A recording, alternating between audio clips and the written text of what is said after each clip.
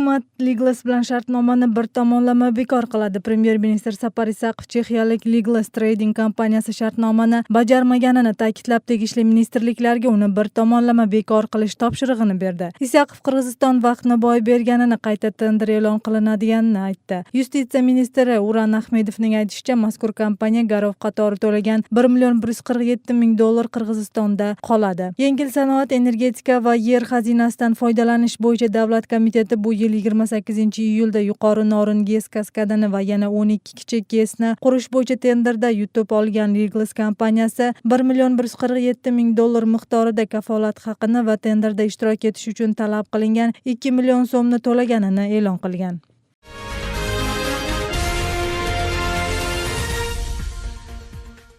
Bugun Bishkek shahar sudi Attamaken partiyasining lideri Umurbek Tekabayev bilan sobiq ministr Dushon Chotonovning ishini ko'rishni davom ettiradi. Partiya yuristi Qanatbek Azizning bildirishicha, sudda ishni ko'rib chiqish davom ettiriladi. O'tgan sud majlisida rossiyalik tadbirkor Leonid Mayevskiyni tergovda va sudda bergan ko'rsatmasi tinglangan. Advokatlar Mayevskiyning ko'rsatmalaridagi mos kelmasliklarini ta'kidlab, suddan uning qo'shimcha ko'rsatmasini o'qishni talab qilishdi. Sud bundan bosh tortib, mos kelmaganlari so'nggi so'zda aytilishini bildirdi. Tekabayev va Chotonov rossiyalik fuqarodan $1 million pora olgan deb ayblangan. O'tgan oyda Bishkekning 1-may rayon sudi ularni har birini 8 yildan ozodlikdan mahrum qilgan. Tekabayevga 10, Chotonovga 8 yil so'ragan prokurorlar apellyatsiya arizasi bilan shahar sudiga murojaat qilishgan.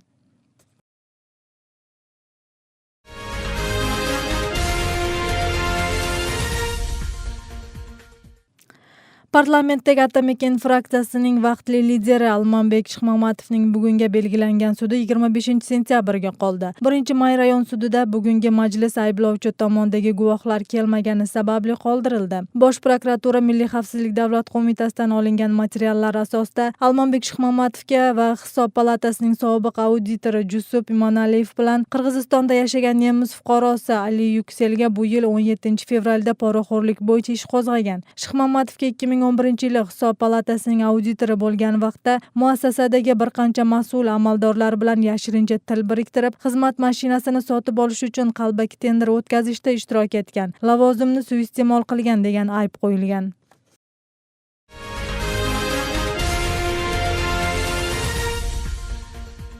1-oktyabrdan boshlab nafaqa miqdori ko'tariladi. Tegishli qarorni hukumat nafaqaxo'rlarning yashash sharoitini yaxshilash maqsadida qabul qilgan. Sababi o'rtacha summa deb hisoblangan 5,000 so'm nafaqadagilarga yetarli emas. Bir oyda olgan pullari dori-darmon, kommunal to'lovlardan oshmasligi aniqlangan. Endi kelasi oydan boshlab nafaqaning miqdori qancha so'mga ortadi va yetarli darajada bo'ladimi? Muxbirimiz hikoya qiladi. 76 yoshli Roqiyaxon Sulaymonova mana bunday qilib yiliga bir marotaba nafaqa pulini tekshirtirgani kelib turadi. Bundan 21 yil avval 780 so'mdan olib, hozirda miqdori ko'tarilib 5800 ni tashkil etadi. Ammo baribir olgan nafaqasi yetmaydi. Sababi o'zining bo'yragi og'rib, nafaqa pulining barini dori-darmonlarga sarflaydi. 5800 endi bo'ldi. Endi utim yo'q, ko'zim operatsiya bo'lgan. Dori-darmon ko'p olishim kerak. O'sh shahrida jami 22 mingga yaqin nafaqaxo'r bor. Ularning o'rtacha nafaqasi Roqiyaxon Sulaymonova kabi 5050 so'mdan ajratilgan. Nafaqaxo'rlar buncha pul kunlik xarajatlardan ortmayotganini aytishdi. Misol uchun 4000-5000 pensiya emas, hozirgi yashashga to'g'ri kelmaydi. Ani bilan yashash o'ta o'g'irdi. Meni pensiyam 4800. Uy bo'limga jetpet.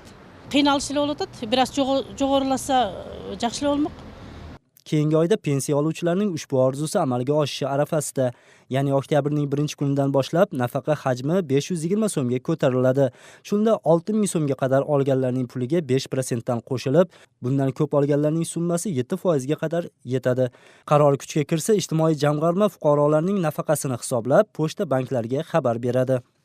Oşonun barın bayağı az summa alganlardan pensiyasını, жоғары summa algan pensiyalarga жеткирүү максатында ошол 240 сомдон жеткирип төлөп атабыз да. Жалпы ошондо пенсиянын өлчөмү 520 сомго минимальный көбөйүп атат.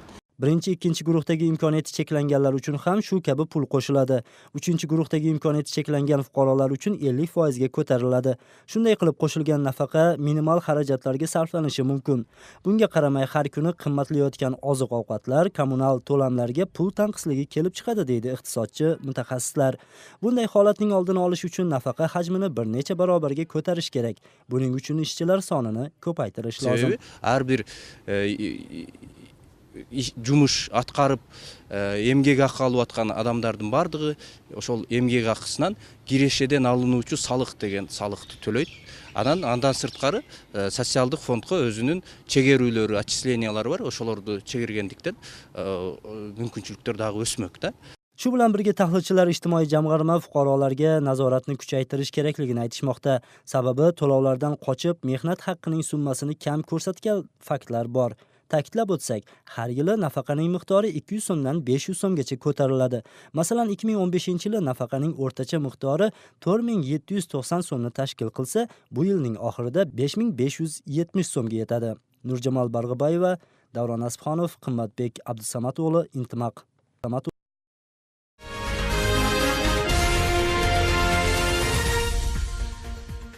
Qirg'izistonda umumiy nafaqa tizimini isloh qilish masalasi ham ko'tarilmoqda. Sababi har yili nafaqa miqdorining ortishi byudjetga og'ir keladi. Bu orada ishlagan odamlarning soni nafaqaxo'rlarning soniga nisbatan kamaymoqda. Hozirgi nafaqa tizimining ahamiyatli tomonlarini quyidagi infografikada ko'rishingiz mumkin.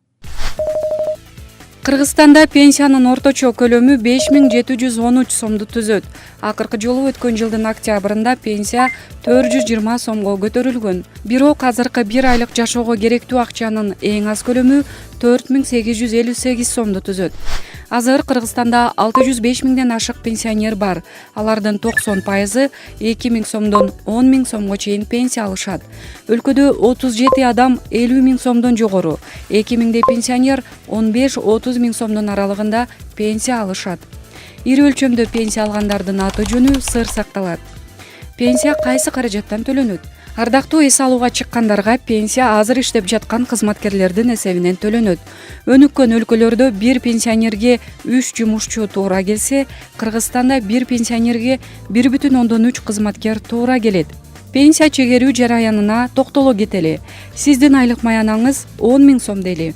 Андан 1000 сом же 10%ын сиз социалдык фондко төлөшүңүз керек. Дагы 1725 сомду же 17-25%ды ал жака сиздин иш берүүчүңүз чегерет. Биз берген акча кайда кетет? Сиз социалдык фондко берген 1000 сомдун 800 сому азыркы карыларга пенсия төлөгөнү кетет. Ал эми маңдай териңиз менен тапкан калган 200 сом мамлекеттик пенсия топтоо фондуна которулат. Бул акча сиз карыганча күтүп, ар бир иштеген жылыңыз сайын көбөйүп отурушу керек. Сиз үчүн иш берүүчүңүз социалдык фондко чегерчү акчадан 1,5 000 сом пенсиялык фонддун төлөмдөрүнө кетет. 200 сом милдеттүү медициналык камсыздандыруу фондуна жана 25 сом эмгекчилердин эс алуу фондуна которулат. Bugun hukumat rahbari Sapar Isaqov bir kunlik ish safari bilan Norin oblastiga bordi. Bu haqda hukumatning matbuot xizmati bildirdi. Safar davomida Premier ministr Industrial savdo logistik markazining va jazoni amalga oshirish xizmatining xodimlari uchun qurilayotgan turar joy qurilishi bilan tanishadi. Shuningdek, Davlat veterinar markazining ishidan xabar olib, Norin davlat universitetining va Markaziy Osiyo universiteti professor o'qituvchilari va talabalari bilan uchrashadi. Bu vaqtgacha Sapar Isaqov ish safari bilan Issiqko'l va Chuy oblastlariga borgan.